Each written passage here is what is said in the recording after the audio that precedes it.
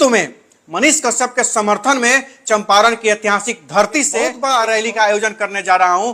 वह रैली यह साबित करेगा कि मनीष कश्यप कितना निर्दोष है। दोस्तों, आप सभी का स्वागत है गर्दा न्यूज भोजपुरी में। ये वीडियो विशेषकर मनीष कश्यप को सपोर्ट करने वाले के लिए।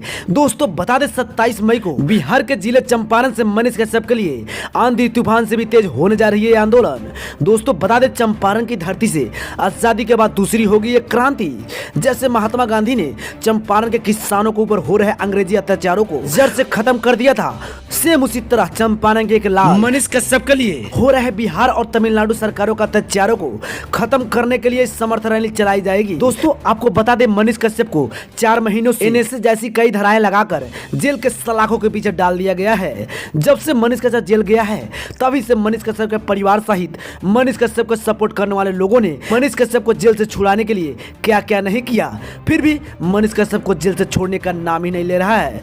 कितना बड़ा जुर्म किया है इसका पता भी नहीं चल पा रहा है। दोस्तों, आपको बता दें अब बहुत हो गया गुड्डा गुड्डी का खेल। अब निकलेगी बिहार और तमिलनाडु सरकार का असली तेल। सीधी अंगुली से घी नहीं निकलता, अंगुली की थोड़ी सी टेढ़ी करनी पड़ती है।